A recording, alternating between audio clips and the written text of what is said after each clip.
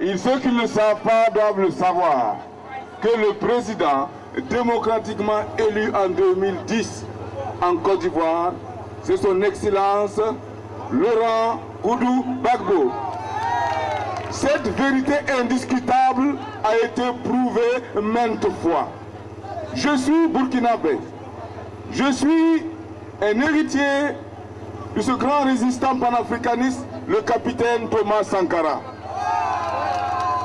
Ivoiriens, Ivoiriennes, je voudrais faire passer un message important. Je voudrais vous dire que le 8 mai prochain, mercredi 8 mai, c'est férié à Paris, mais à Bruxelles, les gens travaillent.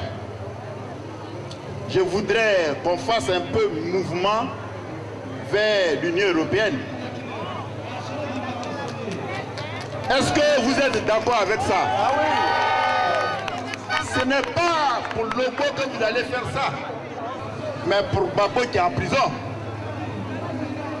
C'est pour lui que nous cherchons politiquement des dates stratégiques et des adresses stratégiques pour faire pression sur ceux qui ont pris le président Laurent Gbagbo en otage.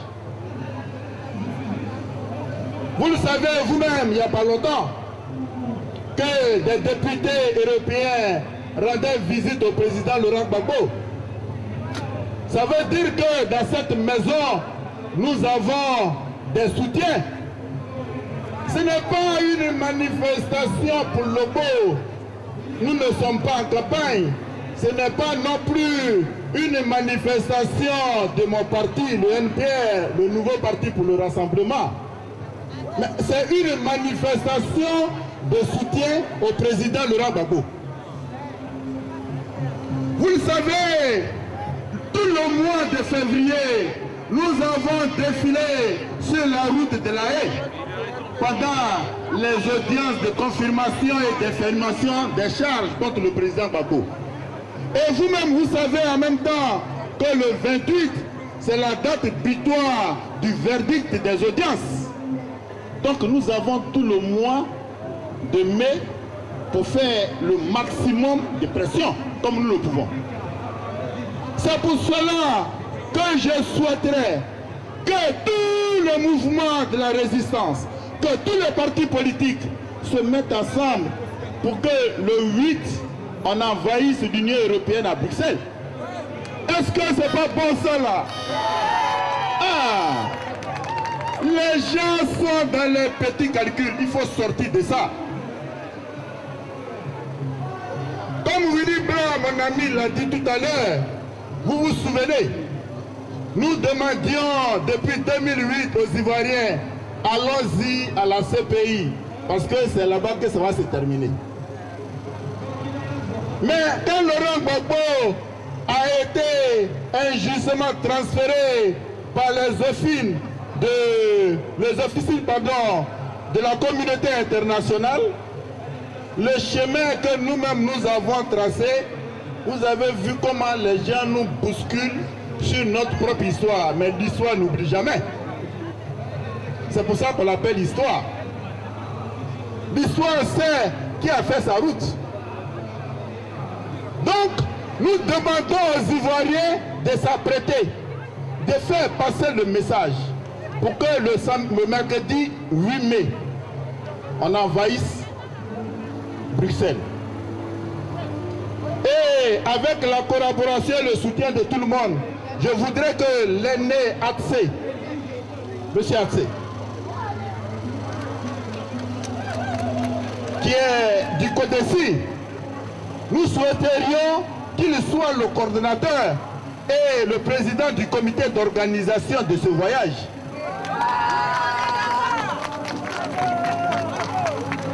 Pour que, unis, nous partions tous, dire au monde entier ou bien à toute l'Europe de libérer notre otage, le président Gbagbo. En tout cas, il faut que le 28 là, il soit libéré.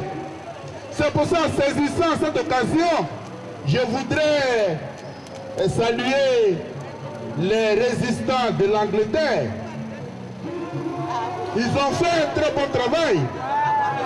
Ils ont tout simplement demandé à Bani que ceux qui ne sont pas réconciliés soient habillés là-bas. Et que cette réconciliation passe inéluctablement par la libération du président Laurent Gbagbo. On n'est pas là, les gens installent des assiettes sur les tables avec des verres, mais ici on n'a pas faim. Nous sommes dans la rue pour une cause. Et cette cause-là, c'est pour défendre la justice pour tous. Le président Gbagbo n'a rien fait. Le 28, en tout cas, nous demandons pure et simplement sa libération. Parce que, à partir du 28 mai, nous qui sommes les leaders, qui sommes devant, nous allons disparaître de la rue et puis on va laisser les jeunes faire le travail. Parce qu'il n'y aura plus rien à respecter. Ils restent chez eux à Abidjan et puis nous on est ici. Donc celui qui s'amuse après le 28, si nous n'avons pas le résultat que nous voulons, c'est-à-dire la libération du président Laurent Gbagbo, on ne veut plus voir un certain cadre venir traîner en Europe. Ils vont nous trouver sur notre terrain. Nous voulons tous la liberté. Nous voulons tous la réconciliation. Mais nous n'allons pas aller à une réconciliation pendant que d'autres frères croupissent injustement en prison. Ils n'ont rien fait. Dans quel monde sommes-nous? Dans quelle communauté internationale sommes-nous où des prisonniers depuis 2 ans sont détenus sans procès? Mais et s'ils avaient raison, ils auront purgé une peine qui n'est pas la leur. Voilà le sens de notre combat. Je crois que nous sommes tous unis et notre unité est basée sur la libération sans condition de la Côte d'Ivoire. C'est pour cela que nous n'avons pas le droit de renoncer à notre liberté. Parce que notre liberté, c'est nous-mêmes. Parce que quand tu veux la liberté d'autrui, il faut d'abord accepter la liberté de soi-même. C'est pour cela que nous demandons aux Ivoiriens de continuer le combat qu'ils ont commencé. Nous sommes presque devenus historiques. La résistance ivoirienne et panafricaine. Parce que la France n'avait jamais vu ça. C'est depuis longtemps qu'elle entretient des rébellions en Afrique, des coups d'État en Afrique, mais elle n'a jamais vu un pays résister comme la Côte d'Ivoire le fait depuis bientôt 3 ans. Dramane ne peut pas gouverner la Côte d'Ivoire. Il ne peut pas gouverner la Côte d'Ivoire parce qu'il n'en a pas les moyens politiques. Il ne peut pas gouverner la Côte d'Ivoire parce qu'il n'a pas un projet pour la Côte d'Ivoire. Il avait un projet pour ses amis, comme l'a dit tout à l'heure mon ami Luté. Et les Ivoiriens qui l'ont soutenu ont commencé à découvrir le vrai visage de Monsieur la Solution qui est devenu problème pour la Côte d'Ivoire. C'est ça notre combat. Et je crois à la victoire de notre lutte. Parce que partout dans l'histoire de l'humanité, tous les peuples qui ont lutté ont gagné. Nous gagnerons. La Côte d'Ivoire gagnera. Ouattara a commencé à brader notre nationalité dans la sous-région. Mais c'est à nous de mener le combat. Donc ne dit-on pas que chaque génération a sa mission. Les Ivoiriens sont en train d'accomplir leur mission de génération. Et nous allons gagner. En dernier mot, ce que je voudrais dire, c'est de rappeler aux Ivoiriens que le 8 mai, nous partons à Bruxelles, devant l'Union européenne.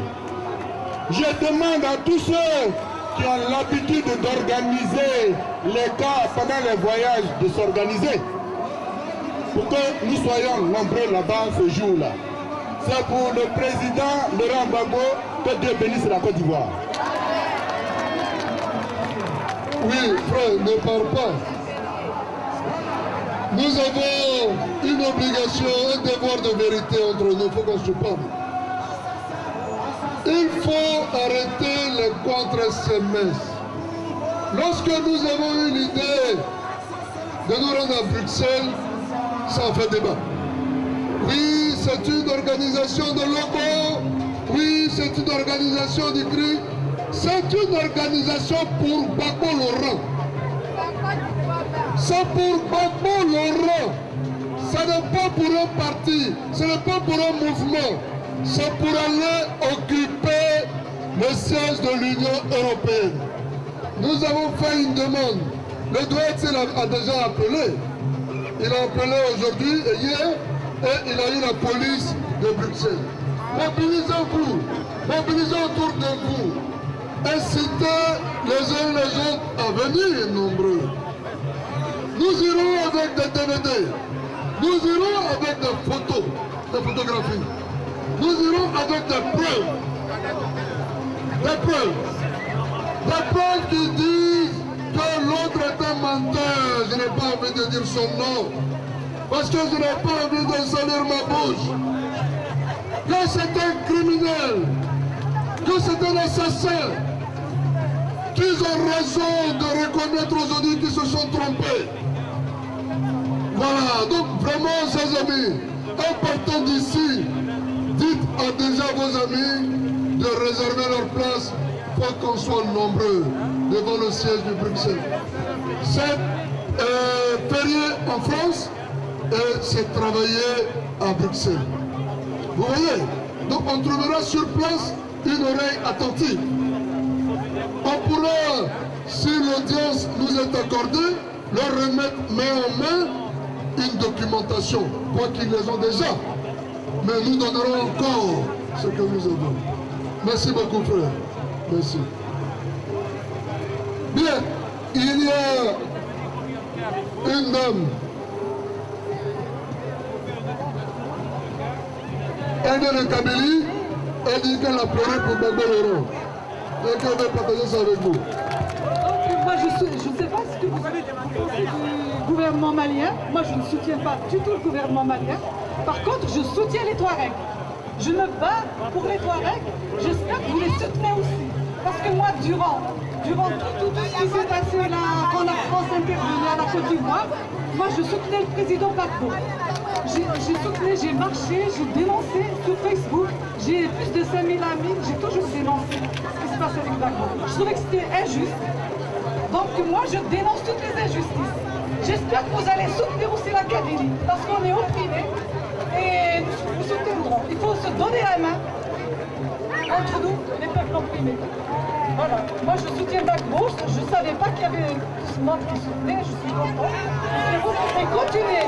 Battez-vous, battez-vous, battez-vous. Vous voyez, je soutiens Gbagbo, je ne savais pas qu'il y avait tout ce monde. Oh, il n'y a pas encore tout ce monde, c'est encore un petit monde. Ça s'appelle, c'est celui qui paye qui parle. C'est celui qui paye qui parle. Quand tu ne payes pas, tu ne parles pas. Alors, Blanchard, c'est le secrétaire général, c'est ça, hein? Le délégué des jeunes de l'UNG. Donc, il faut lui faire quand même beaucoup de bruit.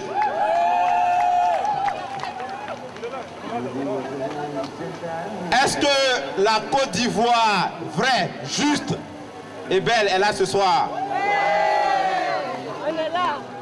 Est-ce que l'Ivoirien intègre, l'Ivoirien dépourvu de tout complexe, le vrai Ivoirien, celui-là même qui lutte, qui souffre et qui est prêt pour son pays est là ce soir?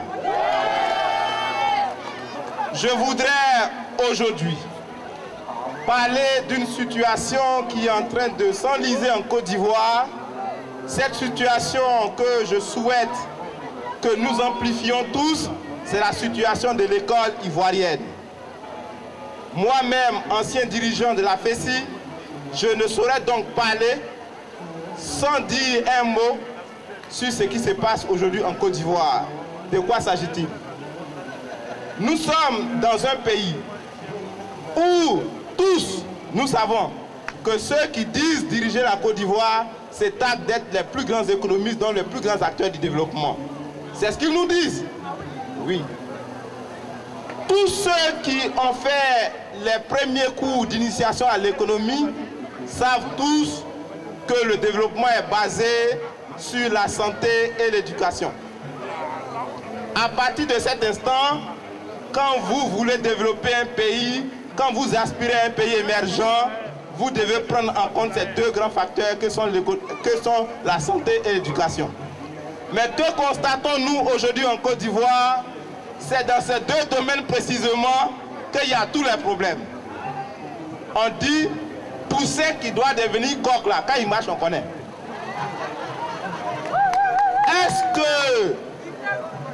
Est-ce que les pas que pose le régime dramanien sont des pas qui doivent conduire à l'émergence de la Côte d'Ivoire?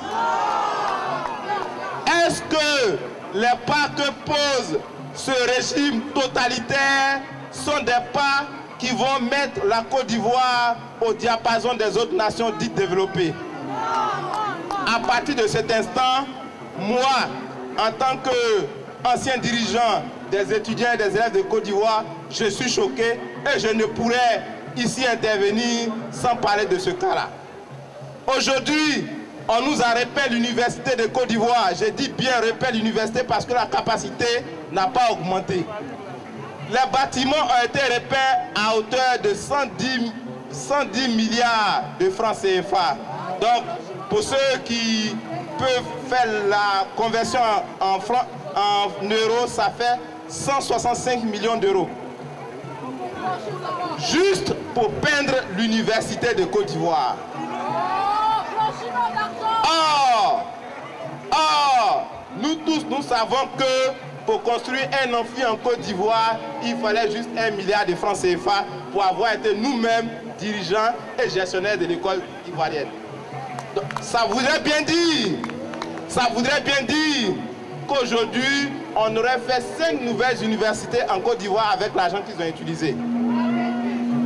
Puis, le ministre de l'enseignement supérieur, il se met en campagne pour dire si j'ai volé l'argent de l'université et que je redonne aux pauvres de Koumassi, ça fait quoi? Ça veut dire que l'homme reconnaît qu'il a volé.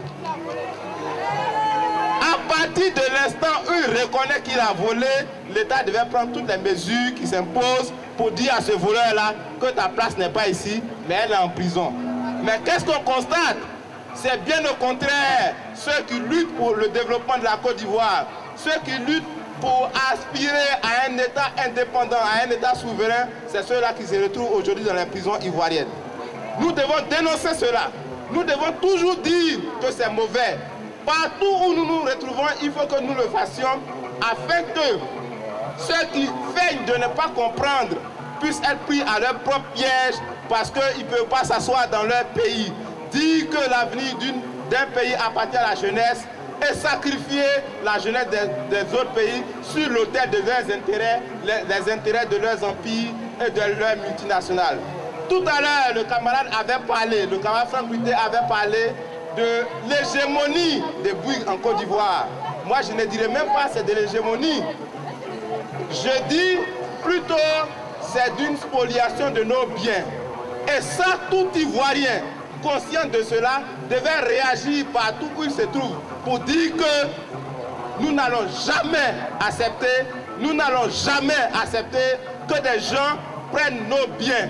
Des gens prennent des ressources qui devaient revenir à notre jeunesse. Des gens prennent des ressources qui devaient revenir à nos pays pour l'émergence et le développement de nos pays, pour les envoyer dans leurs industries et s'étonner après pour dire que nous sommes pauvres. Mais comment voulez-vous que nous soyons riches quand vous prenez nos richesses pour envoyer chez vous et en plus nous insulter ici?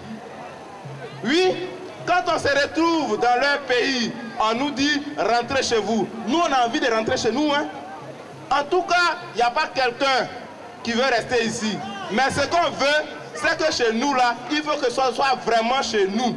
Il faut que quand on est là-bas, le manioc que je mange, je sois sûr que je l'ai planté chez moi et que X ou Y ne viendra pas me l'arracher après. Quand ces conditions-là seront réunies, on va faire quoi ici là? On va faire quoi dans ce froid? On n'a pas notre place ici. Mais comme ils ont gâté chez nous, nous on est chez eux. Ce que je voudrais vous dire, c'est qu'il y a beaucoup de choses à régler. Mais nous ne pouvons les régler que quand on est ensemble, quand on est dans l'union. Il y a une marche, il y a un déplacement à Bruxelles le 8 mai qui a été annoncé tout à l'heure.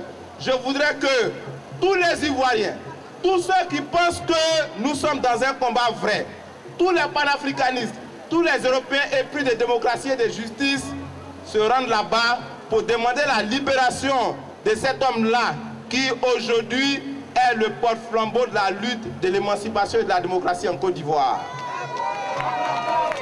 Oui, il faut que nous nous retrouvions tous dans l'union pour marquer, pour dire à ces blancs-là qui ne sont pas plus intelligents que nous, mais aujourd'hui la situation du monde fait qu'ils sont en train de poser certains pas. Ces pas-là, ils vont les rattraper. Ces pas-là, ils vont les justifier. Parce que l'histoire se répète toujours. L'histoire dit et se redit toujours. Il ne faudrait pas qu'ils l'oublient. Peut-être que ce ne sera pas notre génération. Peut-être que ce ne sera pas la génération de nos enfants. Mais nous n'allons jamais oublier. C'est marqué dans les collectivités, dans nos mémoires collectives, qu'un jour, ils ont attaqué notre pays. Je vous remercie. Beaucoup de bruit. Alors, vraiment, Blanchard, il n'a pas manqué de dire, si on m'arrache mon manioc, c'est un bon Yacouba. Ah, Guéré, oui, c'est la même chose. Faites beaucoup de bruit pour cet enfant. Oui, le petit Koudou Bagbo. Portez-le en prière. Si vous êtes à l'église, si vous êtes musulman, si vous êtes bouddhiste, priez pour lui. Voilà. Bien, nous allons continuer les interventions. Ou bien vous voulez un peu de...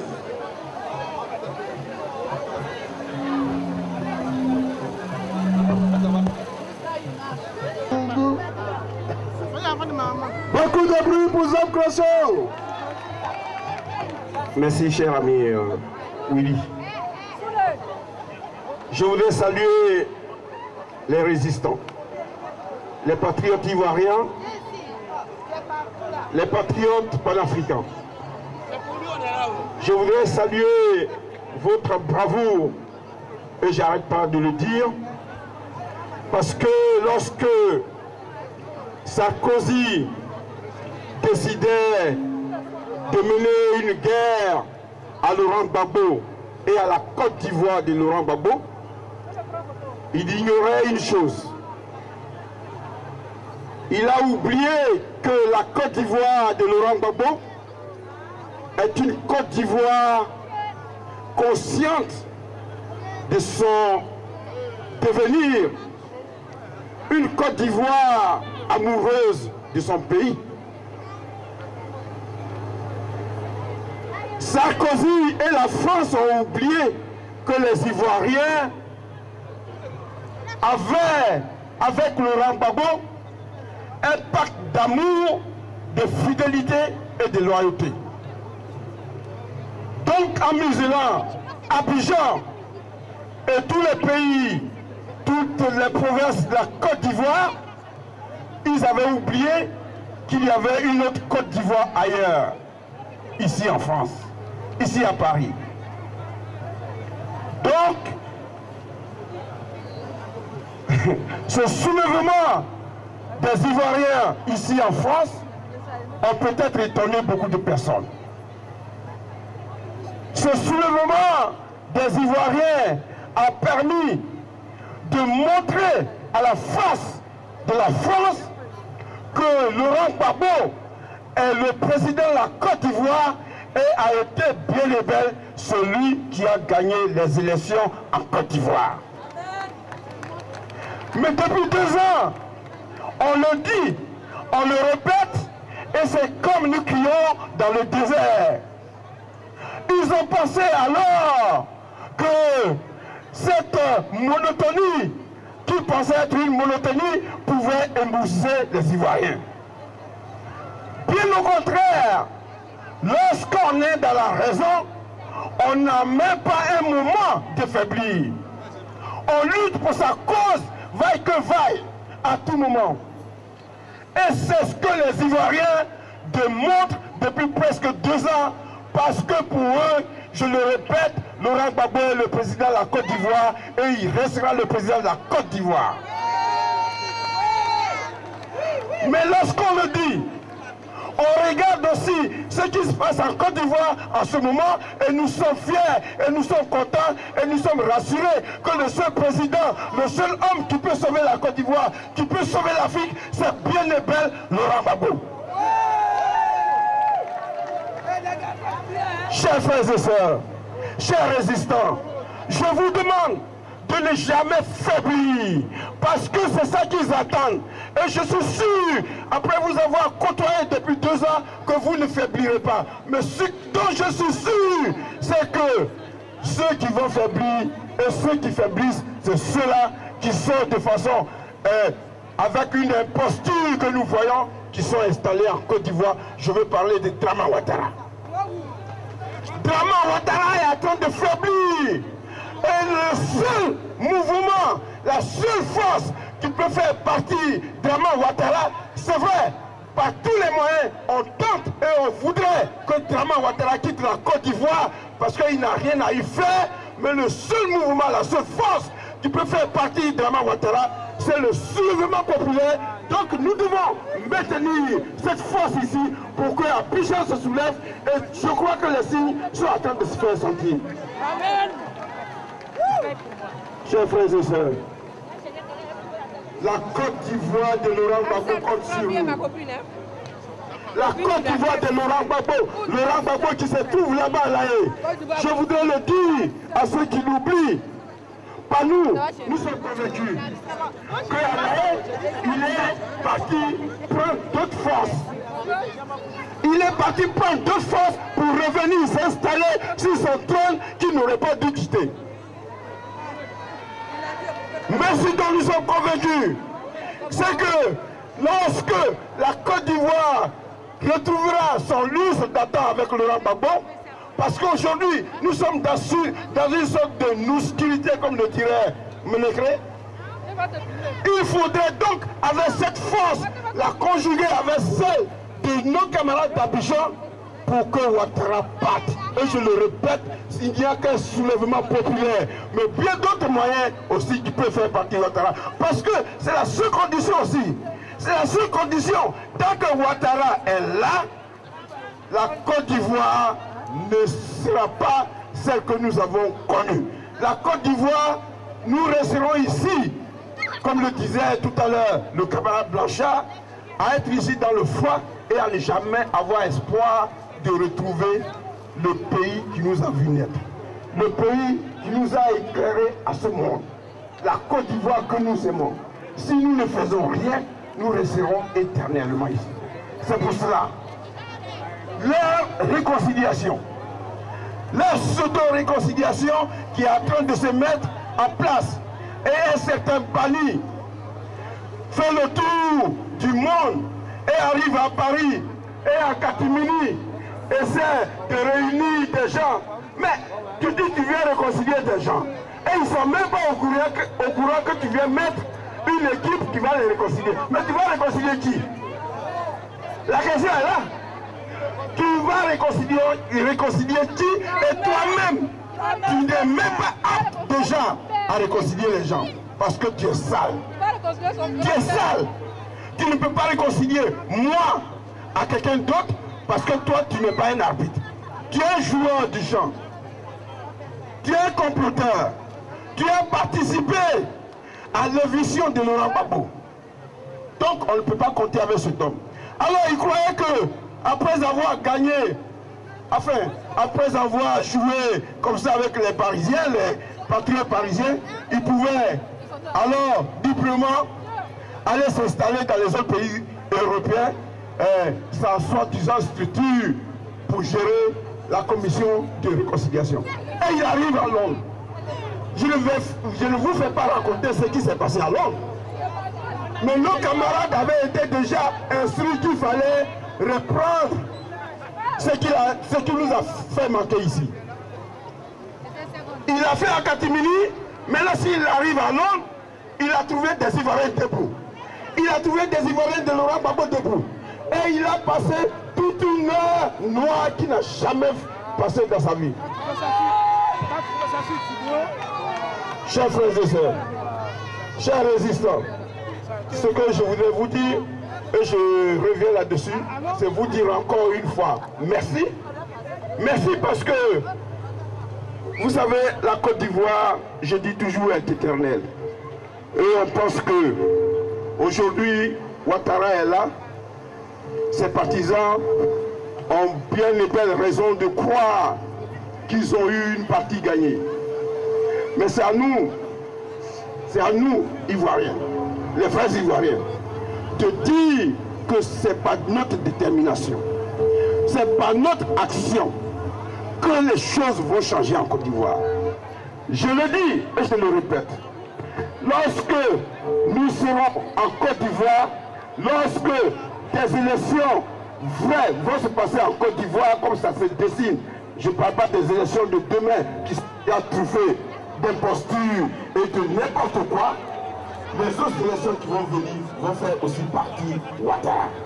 Donc, nous allons faire la nécessaire union, conjugaison de nos efforts avec d'autres personnes qui, dans une sorte d'alliance, pourront alors nous amener à cette force, une autre force, après la mobilisation populaire dont je vous ai parlé. Du Burkina Faso, qui soutient la cause pour la libération du président Laurent Gbagbo et de l'Afrique. Yes, I. Bonjour mes sœurs du continent africain, bonjour mes frères amoureux de la liberté et de la dignité. Nous sommes debout depuis bientôt plus de 2 ans. Nous sommes mobilisés tous les week-ends à Paris et dans plusieurs capitales de l'Europe. Pourquoi? Il y a une raison fondamentale à ça. Et ceux qui ne le savent pas doivent le savoir.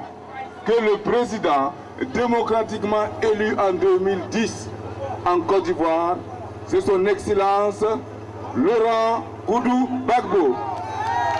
Cette vérité indiscutable a été prouvée maintes fois.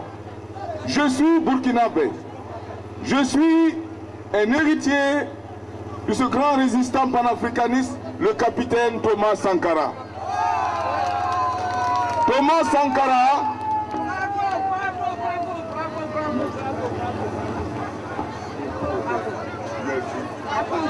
Merci, messieurs.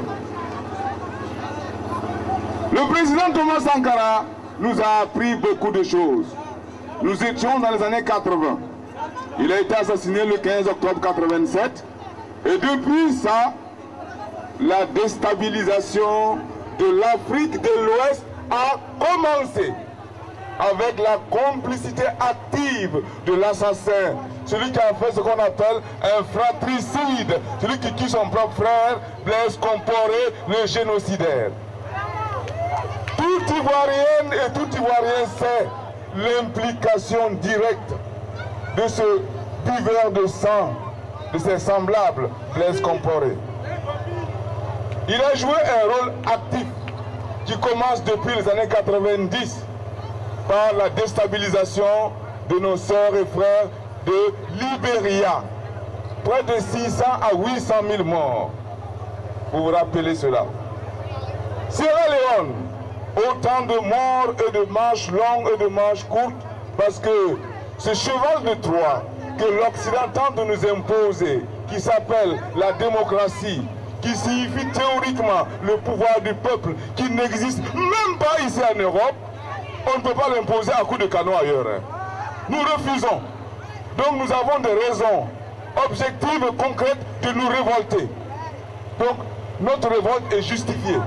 Elle est justifiée parce qu'aujourd'hui, au moment où je parle, un chef d'État démocratiquement élu, aimé de son pays et de beaucoup d'Africains et de panafricanistes du monde entier, j'ai nommé le président Laurent Koudou Gbagbo, a été déporté.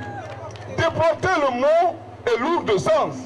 Pour nous, Africains, qui avons subi depuis des millénaires les razzias négrières à la colonisation, au néocolonialisme mondialisé que nous vivons, nous avons des raisons de le dire. Pourquoi? Parce que la déportation a commencé lorsqu'on a esclavagisé tout le continent africain, après avoir déporté 80% de sa population, pour ceux qui ne le savent pas. Fragiliser les royaumes et détruire les pouvoirs locaux.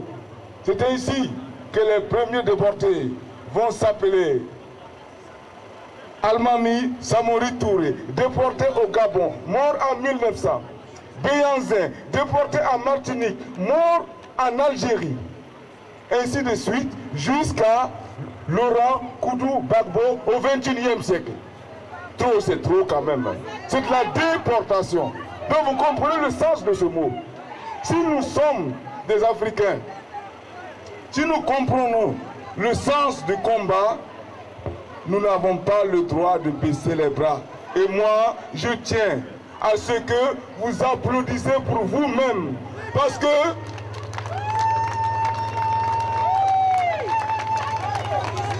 du mémoire d'homme, dans cette ville qui s'appelle Paris, qui a connu des grands moments de la lutte de résistance du panafricanisme, je viens rapidement me rappeler de nos aînés, de nos ancêtres.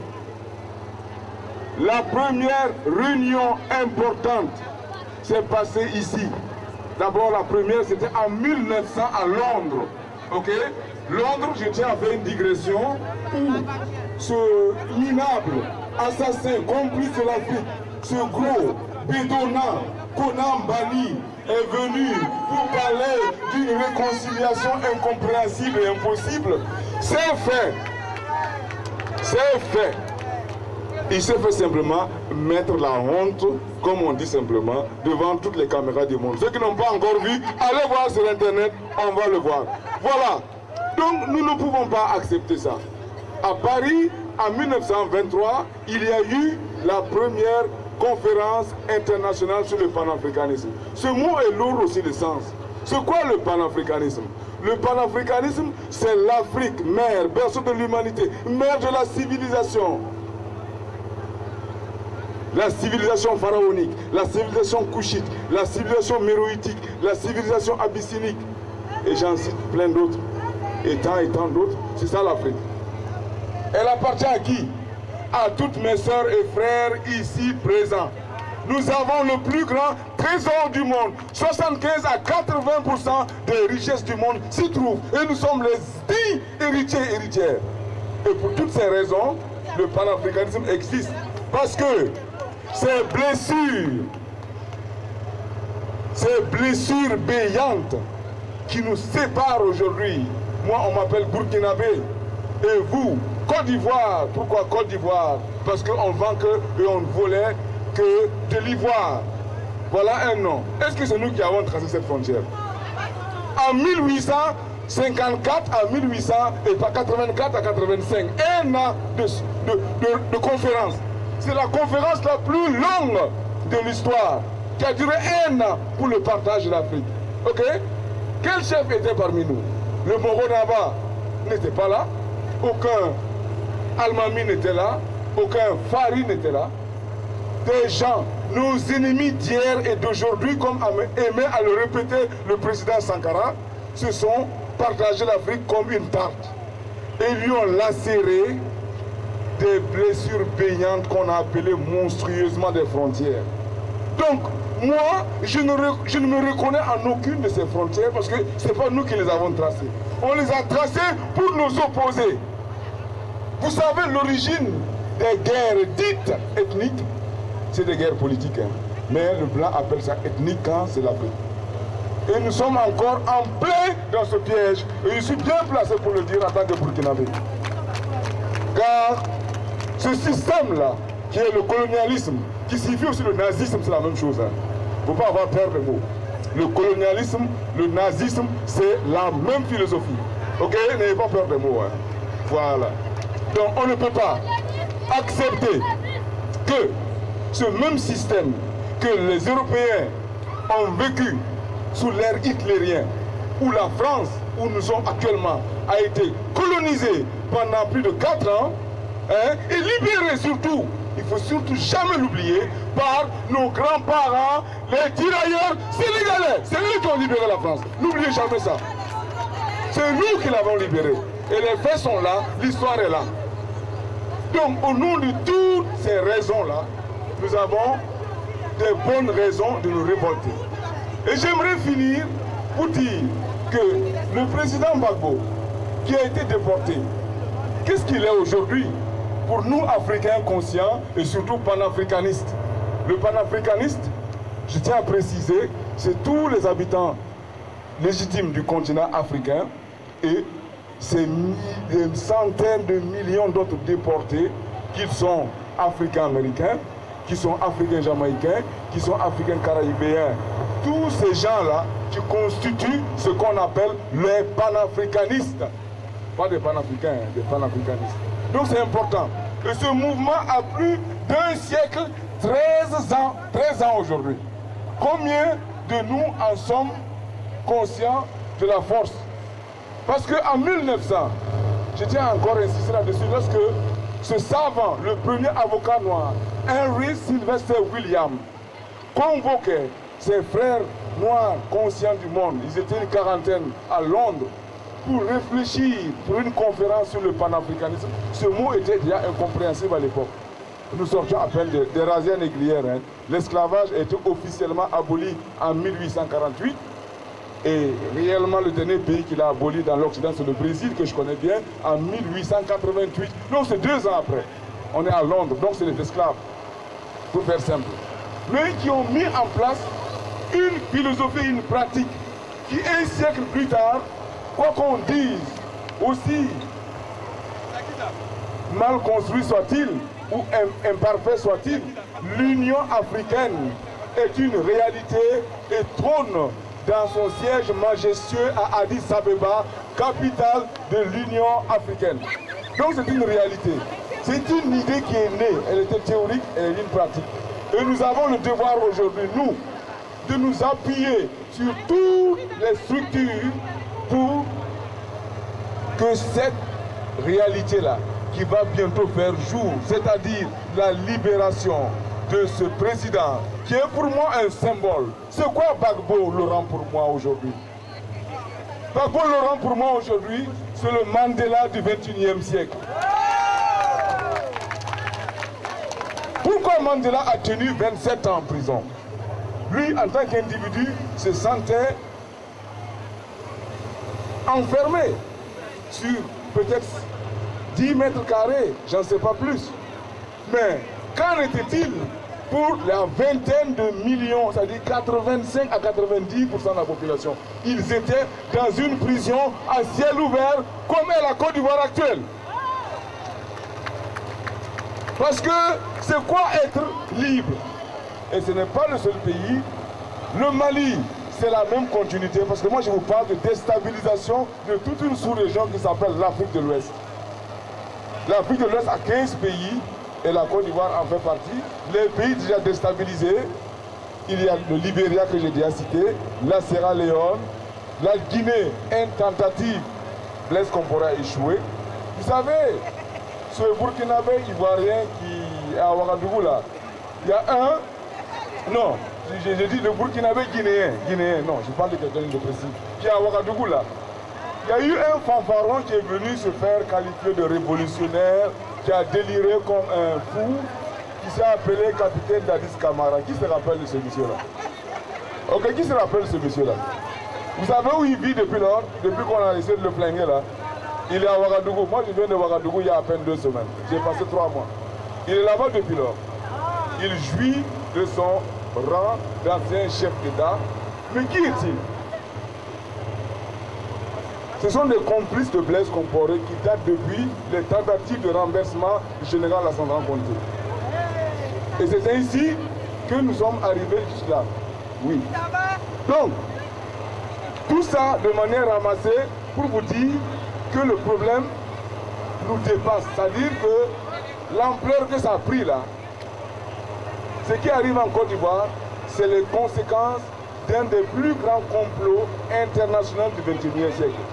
Et donc, les Ivoiriennes et Ivoiriens présents ici ou ailleurs, seuls ne pourraient jamais le résoudre. C'est pourquoi il est un devoir pour tout Africain conscient de se solidariser, de focaliser nos énergies vers un seul leader. Le Mandela du XXIe siècle, j'ai nommé le président démocratiquement élu de Côte d'Ivoire, Laurent Koudou Gbagbo. Je vous remercie. Est-ce qu'on peut l'applaudir très très fort? C'est du Burkina Faso, c'est pour vous dire, c'est pour vous dire. Donc voilà, donc Gbagbo Laurent, c'est toute l'Afrique. Voilà. Je vais appeler ici le camarade du Cameroun, c'est Laurent.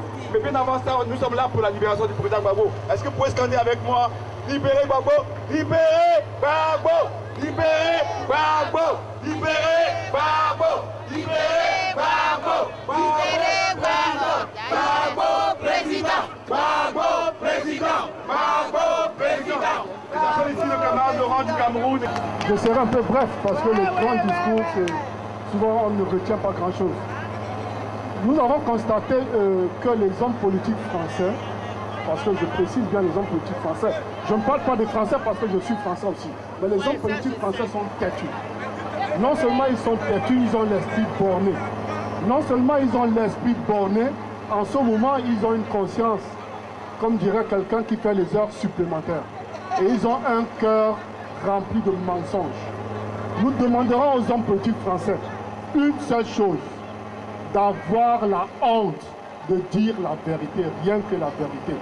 Nous savons tous en Afrique qui a gagné les élections en Côte d'Ivoire.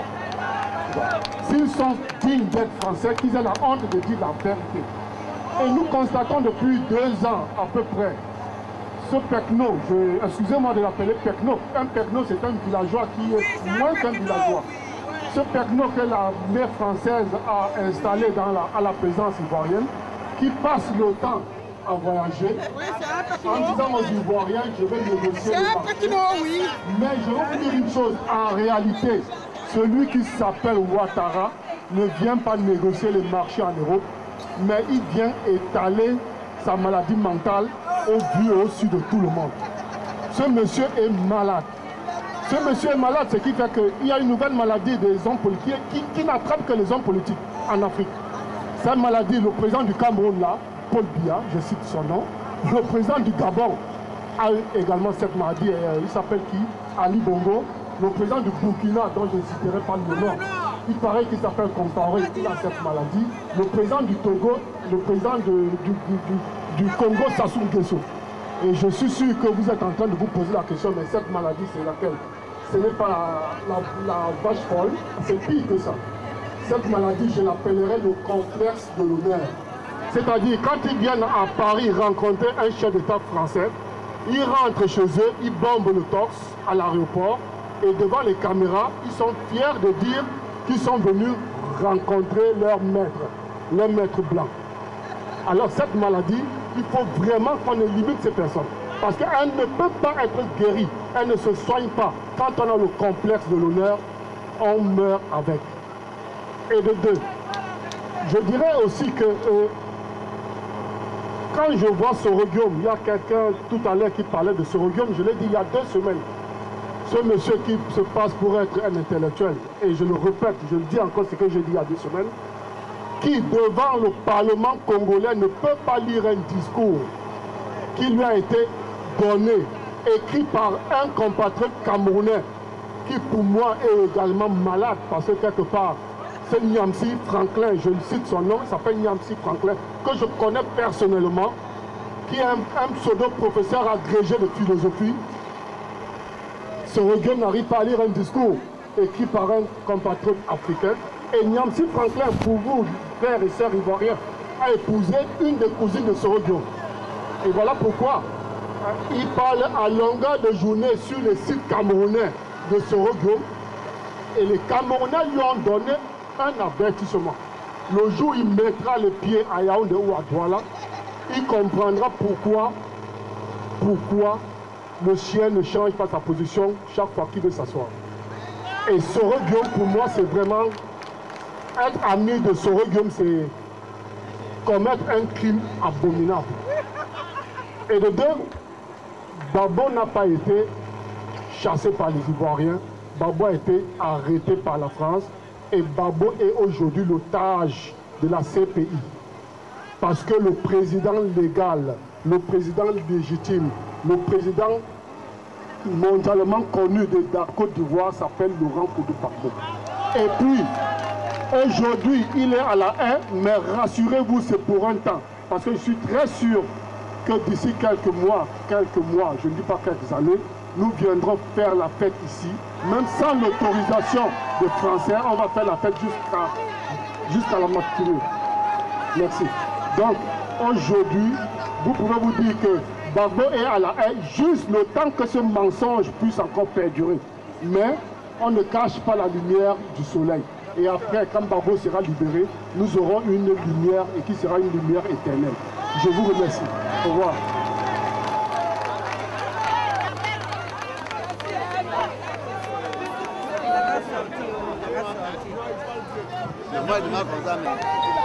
Nous disons de la résistance que nous devons maintenir cette pression pour dire au monde entier que celui qui est là-bas n'est pas le président des Ivoiriens.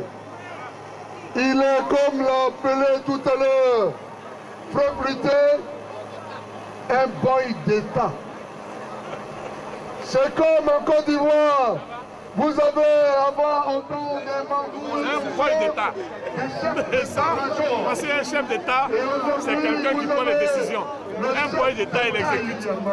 Donc lui, il est boy. Le chef de taille, je veux dire tout petit. Donc il est chef de taille, pas chef d'état-major.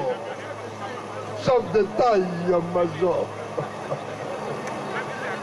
Alors nous allons continuer les interventions.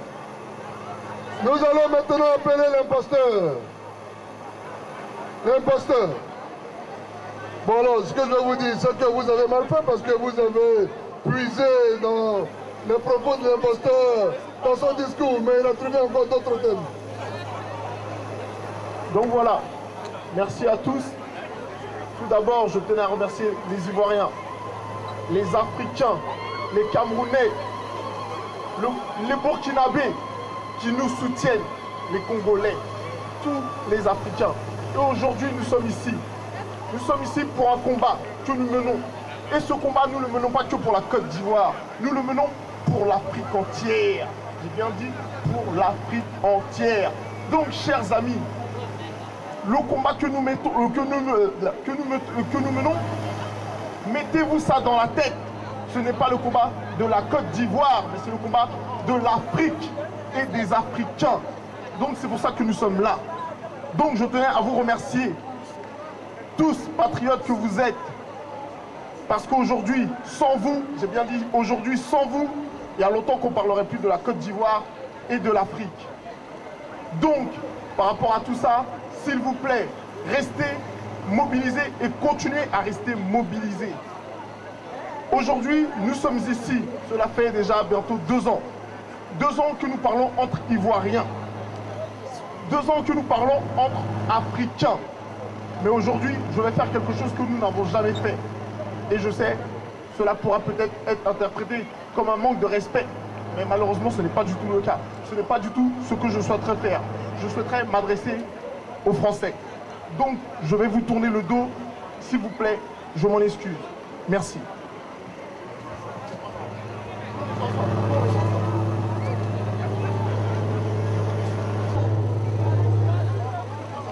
Français, nous sommes ici.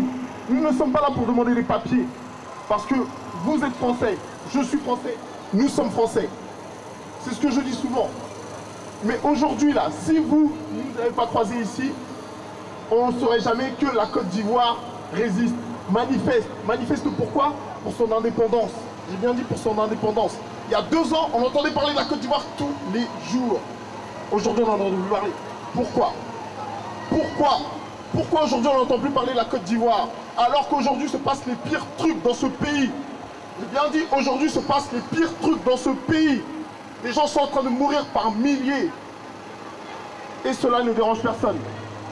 On tue 2 personnes à Boston, c'est la fin du monde. Alors qu'en Côte d'Ivoire, regardez s'il vous plaît, regardez. Ça. Alors qu'en Côte d'Ivoire, on tue les gens par milliers, par centaines, et ça ne dérange personne. Donc, cela fait 2 ans que nous sommes là et que nous vous disons, la Côte d'Ivoire est sur le terrain. Donc pensez à elle, et s'il vous plaît, allez aux informations. Arrêtez de croire ce que vous racontent les médias, parce que les médias vous mentent. J'ai bien dit, les médias vous mentent. Oui.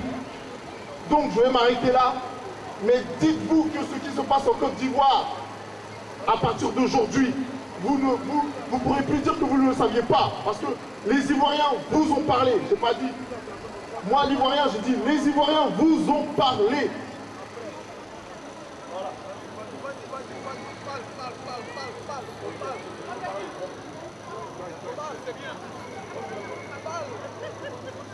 Donc, comme j'ai commencé à vous le dire, il y a 2 ans, on entendait parler de la Côte d'Ivoire tous les jours. Aujourd'hui, en Côte d'Ivoire, les gens ne vivent plus. On leur a dit, commencez par annoncer au moins ce qu'on a déjà dépouillé, où on est d'accord dessus. Voici où Pala va commencer. Parce que si on dit aux Ivoiriens qu'on a dépouillé 83% du scrutin et qu'il reste 17%, et que Gbagbo a 53% des voix, nous, on ne va plus attendre le reste. On sait que ça ne peut plus faire gagner quelqu'un. Voici où les rebelles vont commencer à devenir fous. Parce que quand eux, ils ont regardé les élections dans les coins là-bas, parce qu'en Côte d'Ivoire, il y a eu 2 élections. Il y a eu l'élection dans la République de Côte d'Ivoire, et puis il y a eu l'élection dans le Draman Land, c'est-à-dire chez eux là-bas. Eux, ils ont voté comme eux ils voulaient. Ça n'a rien à voir avec la République. On leur dit, bon, proclamez les 83% qui ont déjà été dépouillés, où il y a un consensus sur les résultats. Ils refusent. Parce que comme ils ne sont pas intelligents, les gens là, les dozos là, ils ont voté normalement jusqu'à 14h. Le dimanche, ils ont voté normalement jusqu'à 14h. Dans le nord, jusqu'à 14h, tout le monde partait voter normalement. Mais à partir de 14h, Abidjan les a appelés pour dire non, c'est gâté. L'abstention est telle qu'il faut réagir. Comme nous avons dit en Côte d'Ivoire, que les militaires, parce qu'on a considéré la rébellion comme étant des militaires, puisqu'ils ont une armée. On dit tous les militaires qui sont commis à la sécurisation du scrutin votent là où ils sont.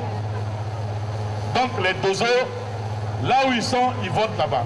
Qu'est-ce qu'ils font? Quand tu finis de voter et que tu sors des urnes, on te donne treillis et puis tu retournes pour voter. Mais comme ils ne sont pas intelligents, ils ne savent pas qu'en Côte d'Ivoire, nous avons le schéma électoral. Chaque bureau de vote n'a pas plus de 400 à 500 électeurs. Voilà comment on se retrouve à être des bureaux de vote où il y a 2000 électeurs pendant qu'on a 500 inscrits. C'est pour ça qu'on a eu Pala. Ouattara a perdu les élections au premier tour. Il a voulu être le premier ministre de Gbagbo. Gbagbo a refusé. Gbagbo a dit, celui qui va gagner doit gouverner librement. J'ai déjà souffert, ça fait 10 ans. On va revenir encore, je gagne, et puis toi encore, tu es premier ministre. Ça ne marche pas. Voilà comment Sarkozy va lui dire, moi, je vais t'imposer. C'est comme ça que les Ivoiriens ont compris que Ouattara est parti à Dakar. Parce que c'est à Dakar qu'on va régler l'affaire. Il faut savoir que la franc-maçonnerie, le siège de l'Afrique de la franc-maçonnerie, c'est à Dakar. Les Blancs là, ils ne gèrent pas notre franc-maçonnerie là. Pour nous là, ça fait sorcellerie, c'est à Dakar. C'est chez eux, il y a la franc-maçonnerie. En Afrique, c'est la sorcellerie. C'est à Dakar qu'on a dit que Bédier, il faut te retirer. on va donner ton pouvoir à Ouattara, il va affronter Gbagbo. Mais les Ivoiriens n'ont pas compris une chose. Quand il y a eu les face-à-face, Gbagbo a dit ceci. Le Conseil constitutionnel ivoirien va proclamer les résultats définitifs. Ouattara a dit la commission électorale proclamera les résultats définitifs. Et c'est ce qui s'est passé. Et ils considèrent que c'est la CEI qui proclame les résultats définitifs, alors que la CEI est une administration, est une institution administrative. Elle n'a pas pouvoir de juger. C'est-à-dire, elle n'est pas revêtue de ce qu'on appelle l'autorité de la chose jugée. Elle n'a pas ce pouvoir-là. Elle n'a rien. Mais comme ils ont déjà dealé,